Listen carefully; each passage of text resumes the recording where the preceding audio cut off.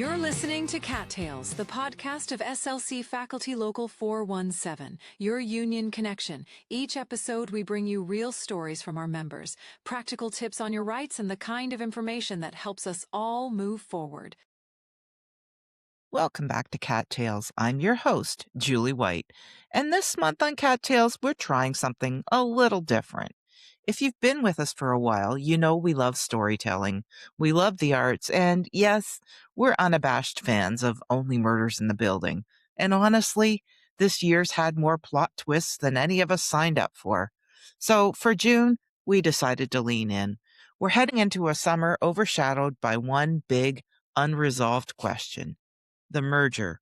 At the same time, we're watching a growing disregard for the arts, for communications, and for people whose work brings meaning and connection to our sector. It's frustrating.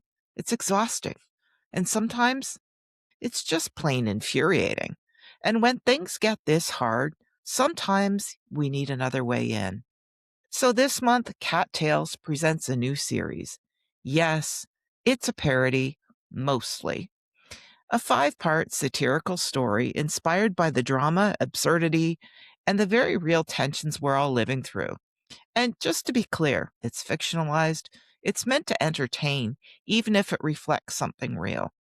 The first episode drops today. New episodes will air every Wednesday for the month, building towards a mid-season finale at the end of June. But don't go anywhere, because that's not all we're doing in this episode. After we introduce the parody series, we're also going to bring you an update from the final annual general meeting chaired by President Christina Decarie. We'll check in with Dale Gartshore, a member of the divisional executive from the part-time sessional group, and hang on for details of the next Fireside chat, coming to you June 10th. So stay with us, take a breath, and let's step into this June series together.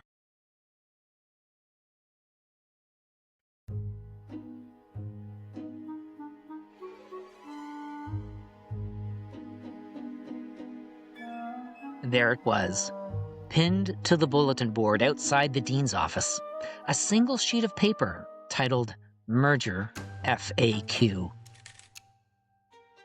And just like that, the building was never the same. Welcome to Only Murders in the Building, a special investigative series from CAAT Tales. I'm your host, Miles Mercer, and today we begin our descent into the mystery, the mayhem, and the many, many memos of the college merger. Joining me are my two fellow sleuths. Hi, I'm Alex. I don't believe in ghosts, but I do believe in administrative chaos. And I'm Taylor, and I'm just saying maybe this merger could work. In theory, if the stars align, if everyone suddenly becomes reasonable. So, no. I said maybe. Together, we're investigating the biggest mystery to hit our sector in years. Who decided this merger? Why now? And why does every document contradict the last one?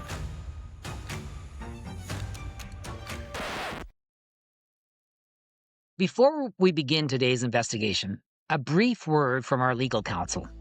Or at least the voice in my head that sounds like one.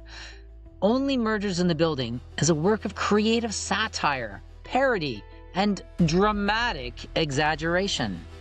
The characters, situations, and administrative bunkers depicted in this series are fictionalized caricatures designed to comment on very real public sector issues.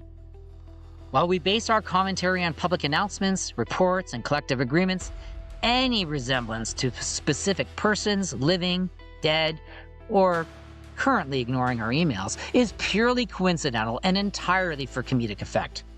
No administrators were harmed in the making of this podcast. Well, maybe their feelings, but legally speaking, this is art, folks. Now, back to the mystery.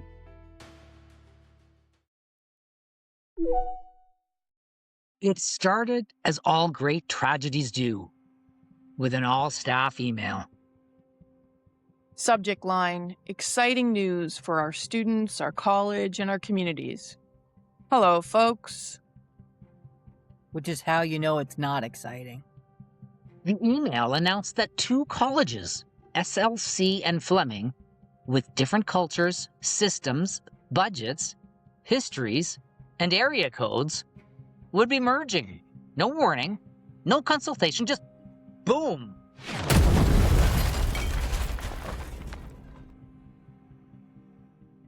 And then came the follow-up FAQ, and the follow-up to the follow-up, and the correction to the follow-up to the follow-up, and a town hall that was a one-way recording. And none of them said the same thing. Which brings us to our first clue.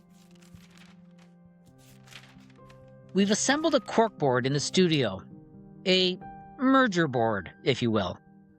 On it, the announcement email, the FAQ, the updated FAQ, the updated FAQ, a transcript of the so-called April 14 town hall, and snippets shared by the president from the heavily rumored, publicly funded, but heavily guarded Synergy Corps report.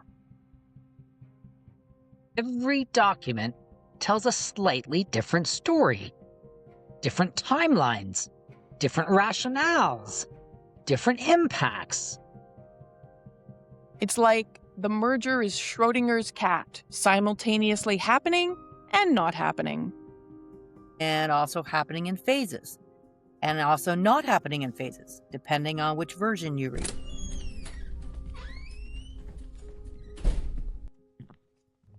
Our first witness is a faculty member who asked to remain anonymous. We'll call them Casey. Found out about the merger when a student forwarded me a TikTok. A TikTok? Yeah, it had better information than the email. That tracks. Casey, what was your first thought? Honestly, I thought, they're going to merge programs and I'm going to get timetabled into the faculty Hunger Games. Cornwall on Monday, Lindsay on Tuesday, and no one caring how I get there. Maybe Wednesdays in Halliburton and Thursdays in Brockville. A classic motive. Did you receive any consultation? Does a survey link in 2024 count? No. Then no. When your first notification about an historic institutional merger comes from a TikTok, you start to wonder about the decision-making process behind it. Process is generous. At this point, I'd settle for a sequence of events that happened in an order.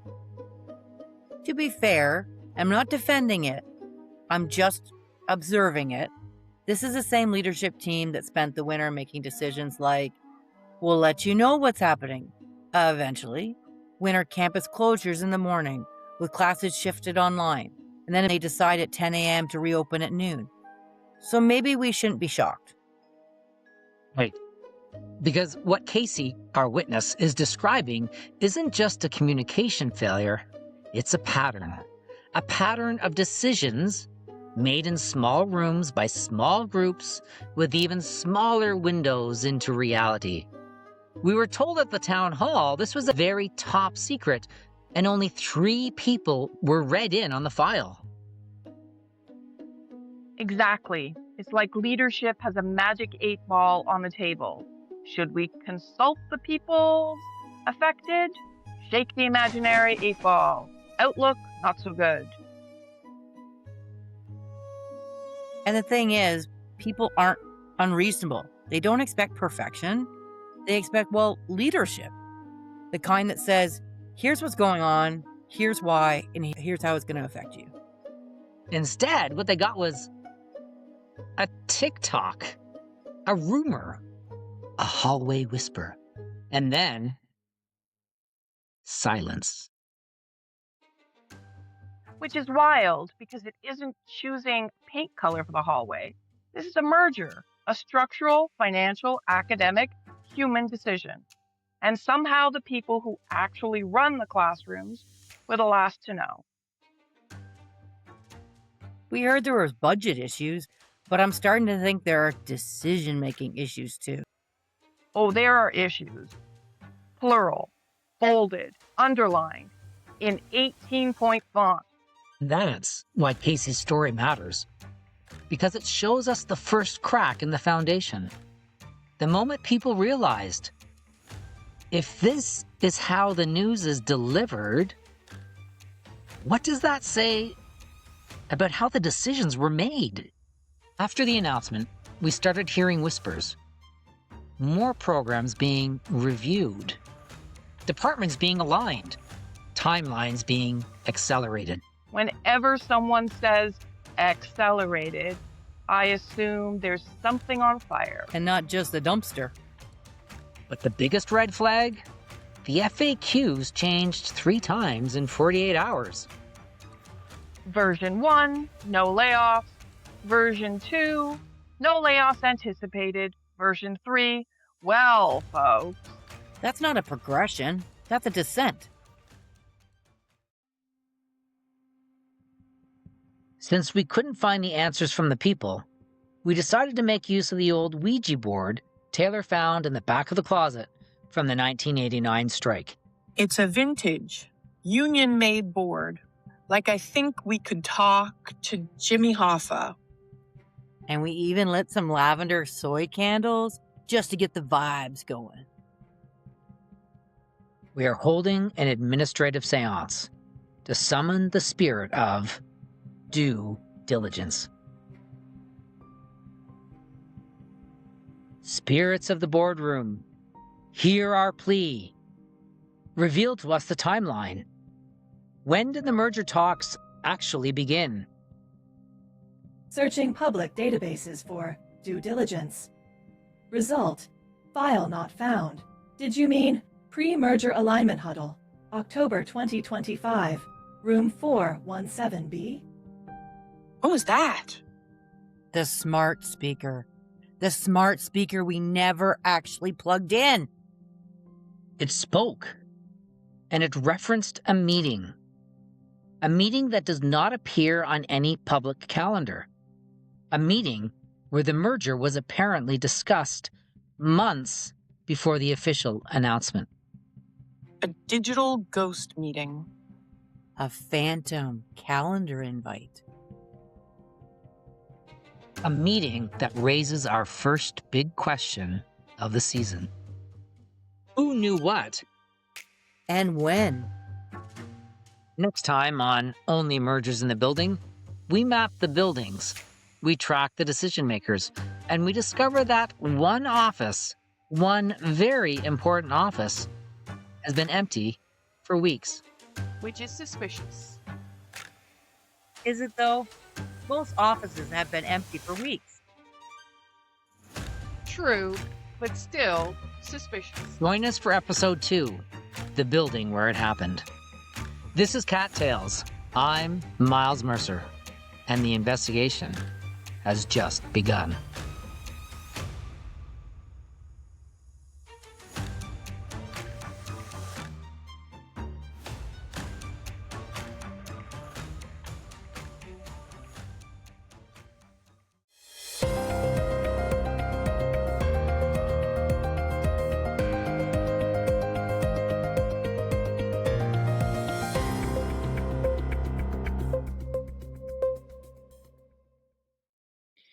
This year's Local 417 annual general meeting carried a different kind of weight.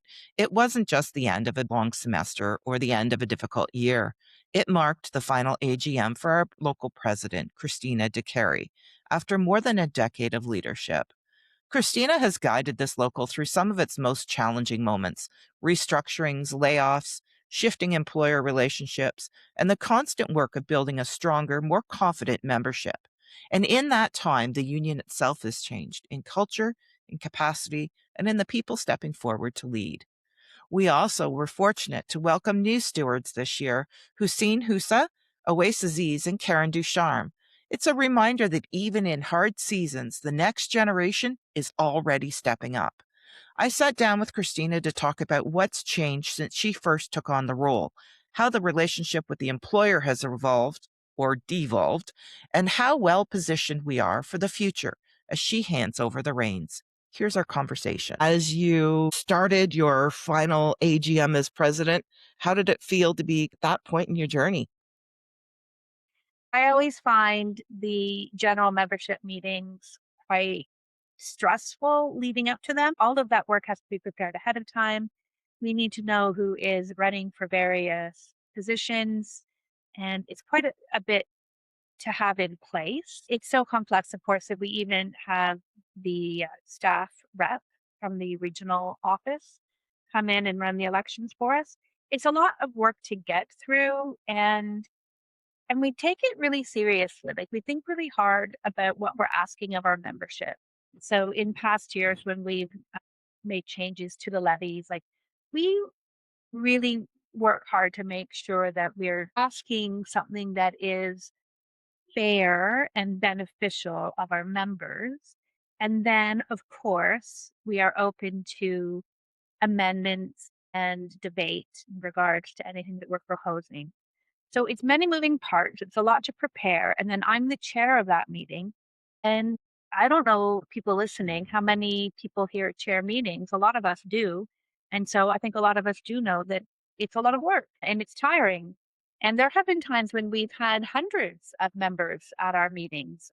During the work to rule in 2022, we had hundreds of people at meetings. So it's a lot. And so until I'm into the meeting, I'm not enjoying the moment. I find it stressful. But that's mostly what I'm thinking about is just the stress of getting through the meeting. And in your time as president, what's changed with the union? I am very impressed by how much the communications has grown and expanded. When I started as communications officer, there was no communications officer position. We did not have a website. We did not have a communications strategy or plan. We didn't have a brand. We didn't have a logo. And I am proud of the fact that I was part of that beginning. And I kind of got the CAAT Tales newsletter going again. But then watching what the communications team has done in the past 4 years since I left that role is nothing short of astonishing. Just how much it's grown and what people who aren't necessarily officially part of the communications team, so all the people who volunteered to make, especially during the Work to Rule campaign, the communications that were created by various volunteers, they're famous across the province. Other locals look to Local 417 for communications leadership. And that is what has happened in the past 4 years. And that's astonishingly exciting. Excellent. And what's changed with the employer? I have seen the employer shift radically from a very human focused organization to a very systems and process focused organization. So our managers do not manage people anymore, they manage processes. And I really feel like there's no relationship anymore between employees and managers. It's just gone. And is it a totally different culture now in the building as a Completely result? different. And when the report from the consultants first was revealed by Glenn at one of the campus conversations, and I'm losing track of when that was. Was it a year and a half ago or so? And the first thing he said was that the consultants had noted that our strength was our culture. And that left me gobsmacked because already by then I could recognize it. Not only was our old culture gone, completely gone, but it really hadn't been replaced with anything. Like our culture is a complete lack of culture. There just isn't anything. And like I wondered if Glenn believed it when he was saying that out loud, like if he hadn't quite caught up. It's been gone for a long time. One of the things that I think is symbolic of it is I look outside my window at the college and I see the frame for the teepee. It's so sad. And they spent so much time and energy and effort building that And and money. and it's beautiful. It's so beautiful when it's up. Yeah, and the canvas hasn't put on it in 2 years. Yeah. It's heartbreaking. I was proud of that TP because I've seen other TPs at other institutions and none of them held a candle to ours. Yeah. It was pride, like we got the best TP, which is I don't think the way you're supposed to feel about it. But I did. I was really proud of how beautiful it was. It just felt very special. And it's like why do we not bother? But I find it very symbolic. We'll have something with a splash and then it just doesn't get supported through. It's just forgotten. Yeah. Yeah. We are, I do find, especially lately, we're really good at making a big, bold statement about something and then it's dropped. Like, so reading week, big deal to start calling it break week. Really big deal. An announcement from the president of the college. I don't know if you remember this. It came out in writing and it was repeated at college conversations. And it was really important that we call this break week because the students need to have a break don't load them up with reading, don't load them up with assignments. Make sure that they have an opportunity to take a break for their mental health. That lasted, I think, 1 semester, and I will make a point. I still call it break week, even though the college calls it reading week again. And we do that kind of thing over and over again to the point now that when something is announced, like it's a big splash, I don't even pay attention to it because I know it's not going to last more than a semester, if that. Interesting. Okay, so let's talk about the strength of the local right now. Yeah. We've had all kinds of stuff happening. There's uncertainty is kind of the underlining, I think, word for the year. What do you think the moment has revealed about who we are as a local? I'm very pleased to see that there are some new stewards who are coming on board. And I think it is a testament to the value that people see in the union local and the work that it does and how it supports our work and the quality of our employment. I do hear a lot of support for the union. And I do get a lot of thanks. I do get comments from people that I barely know, and I don't even realize that we are touching their lives. But people will say, thank you so much for the work that you do. It makes a difference. So I feel good knowing that I'm leaving the local in that kind of a position, with the support of its membership. Unfortunately, numbers are dwindling. We've lost so many contract faculty and we have lost 30 full-time faculty and we're going to continue to lose full-timers. I cannot say that enough. People need to be ready. There won't be the dramatic loss that we had at the end of April, but there will continue to be job losses for at least the next year and a half, maybe 2 years. And those job losses are going to be directly related to program suspension, not to the merger. I'm not even sure how the merger is going to impact things yet. So there will be job losses regardless of the merger. Okay. And what's the message you want to leave with members kind of as you hand over the reins on June 30th? Get involved, be involved, and you don't need to be visible to be involved. We have plenty of people who are very supportive of the locals' work, and they're very low key, they're very quiet, and they're very valuable. So don't underestimate how valuable your contribution and support can be. You don't need to be frontline. I mean, it's great if you are, that's fantastic. But you don't have to be. There's so many different ways to be involved and to be supportive. And it makes a big difference to the energy that your local has to give back. All right.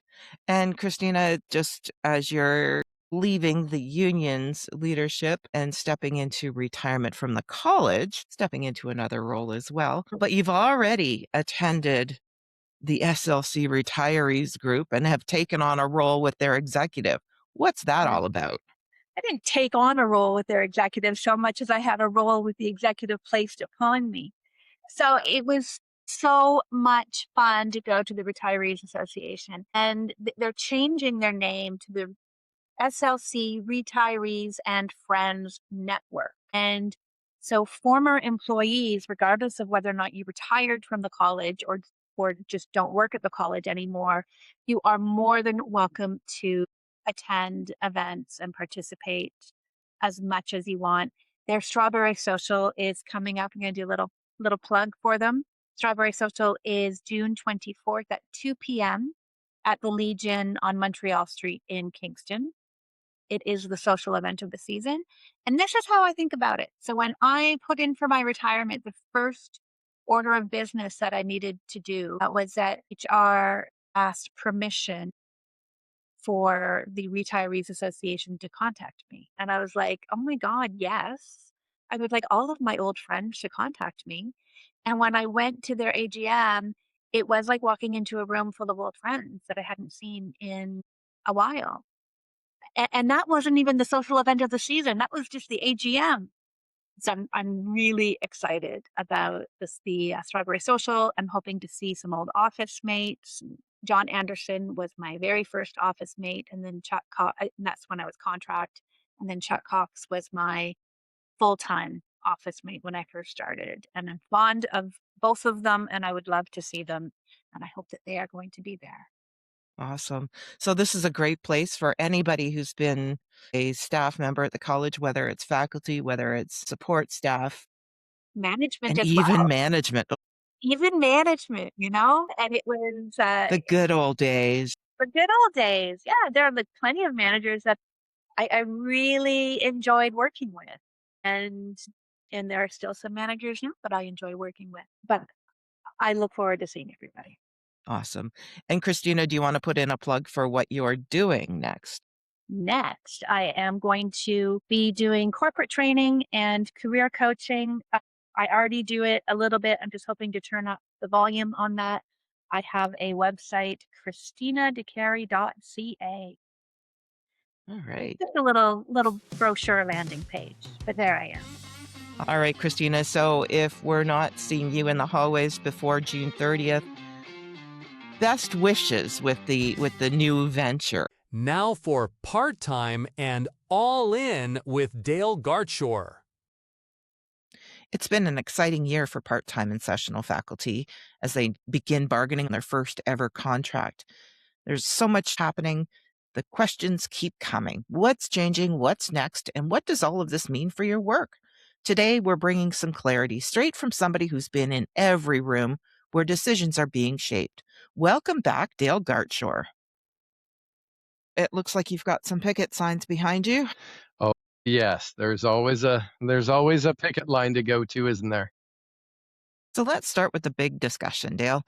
The division's first solo divisional meeting. Walk us through what made that historic. So it was a very exciting, of course, everything's a first for our division. So each time we do something for the first time, it's exciting. And this was our first solo divisional. So we had the opportunity to get our delegates, alternates, observers, and solidarity guests together at the Sheridan Center in Toronto, right across from City Hall. And I will say many exciting things about that event. First of off being 39 delegates. So lots of representation. And then, of course, our alternates and observers. And solidarity guests is something I want to mention because we had members from the divisional executive and the bargaining team from the 3 other CAATs. So all 4 CAATs, were available and there and contributing. And it was a wonderful solidarity moment that everybody mentioned, including having JP Hornick there and Lori Nanskaville. So we had a number of EPMs, and I can't tell you how excited I was because it was a blast to see everybody there and how engaged everyone was.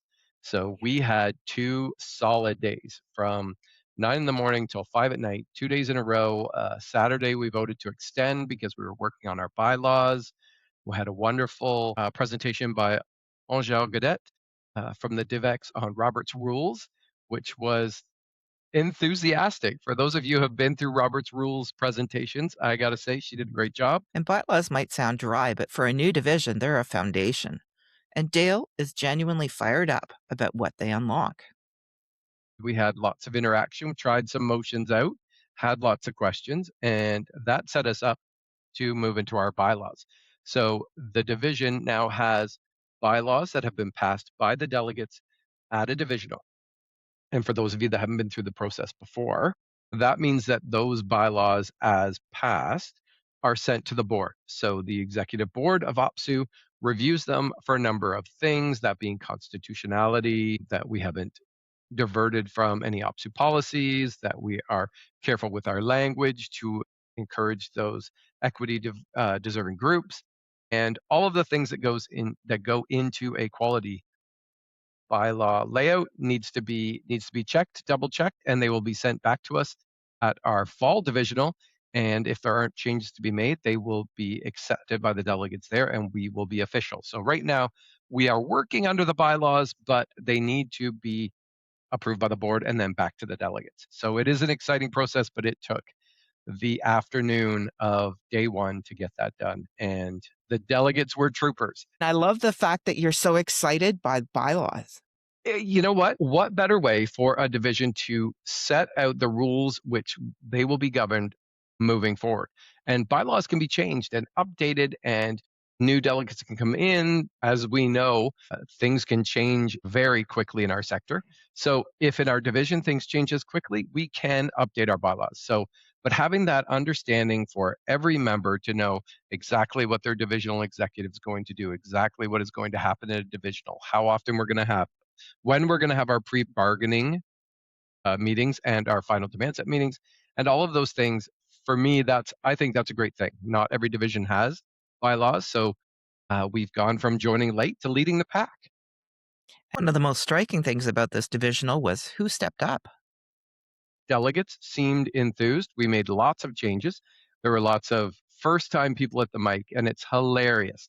Some of the feedback I got from the DivX chair from one of the other three divisions said she was blown away by the fact that people were coming up to the mic, announcing that it was their first time at a divisional, first time at a mic for OPSU, and then promptly moving a motion to change bylaws with very specific language that got everybody talking, and sometimes it led to change, and other times those changes were defeated, but it's the conversations that are super important. They were bringing forward a set of ideas that was different than what was in the original bylaws, and they drove change. And the more people spoke, the more people were willing to speak. So I think it went well. I'm a little biased. I did have a good part in that part of the day, so I will say I enjoyed it, and I hope the delegates did as well. And if nothing else, the division will have its bylaws. Beyond bylaws, the division dug into organizing, how we build power at every college. From a personal perspective, I think it's important to have an idea of who is in our division and when, and what are the defining characteristics of who are our members, who are members of the full-time partial load division, and when that changes. More importantly, how we can secure leadership and keep it in place so that the employer cannot mess with our divisional executive, mess with our bargaining team. There are cushions that are built in there that if somebody is elected as a delegate at their local, comes to a divisional, that if they change along the way, they were elected in good faith and they'll come and they'll do their job. Same with someone that's elected to a group, a committee, or like the bargaining team, the divisional executive, and standing committees like we structured on the weekend for our precarious workers committee, that they'll be able to continue on even if they have a brief change in their employment to partial load and back, which is what we all seem to be experiencing. So laying that out, setting the groundwork, there's, again, different perspectives on that. But as a division, if we change our mind on how that needs to work, we will change the bylaws.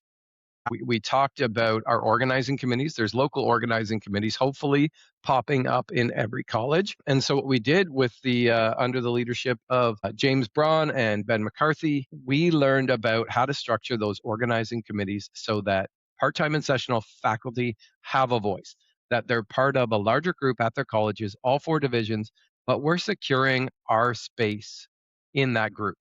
And that's an important part. We work better together, we are stronger together, but we want to make sure that the unique aspects of our job are reflected in how our organizing committee works, and that we can support our part-time support staff, comrades, full-time support staff, and full-time and partial load faculty, because we're seeing hits everywhere. So a lot of good conversation on getting that up and running, how to identify members, how we're going to move forward stronger at all 24 colleges, and obviously never more reticent than it is in your situation right now with the proposed merger of 2 colleges. I don't know that that will be the last. I'm hopeful that we can thwart this effort and we'll stay at 24 colleges, but we have a determined employer. At St. Lawrence, we've been encouraging our part-time and sessional faculty to certainly sign their union membership cards. You can go to slcfaculty.ca to do that if you haven't yet. And we're going to be ramping up our plans over the fall as well. We talk about organizing, we go out there, we sign those super important electronic membership forms, we get somebody all excited, and then we don't have something for them to do. So sadly, right now, there is lots to do for everyone. But imagine a time, Julie, when our part-time faculty could reliably expect that they would be teaching a course they have taught in previous years without it being handed off to someone else. Not that we don't love new, fresh faces, but it seems to come at the cost of those who have already been here and don't have rights to continue teaching the courses that they've developed and poured their heart into and added to the experience that students have, only to have it pulled away and given to someone else, sometimes with different credentials than the person that developed it. Yes, definitely. And when you see that pulled away and then 1 week into the semester, somebody else gets pulled in to teach something, kind of surprise, and it's a warm body teaching. So that's also another significant challenge that we have to make sure that people are well supported again to be able to do the quality work that they do. Well, and starting to seem like I'm hearing a similar story over and over again, that our part-time sessional faculty are finding out that they have courses a week or 2 ahead of the semester, or sometimes a week into the semester, and they're getting a call from their coordinator or they're getting a call from their dean saying, "Hey, I need you here." And we don't have the luxury of always deciding. It's our needs outside of regular life draw us in. We take what we can get, and that gives the employer leverage over us that is not as it should be in an equal relationship. Yeah. Yeah. That's so true. So that was obviously one of the things that came up for discussion. And I know that there's been a lot of discussion about mobilization and how do we get folks together. And once we kind of have that first contract for part-time sessional folks, there's going to be a lot more awareness that there is a union. We've talked about that before too. Absolutely. And there'll be resources that come to the locals, because right now our full-time and partial load comrades are supporting us.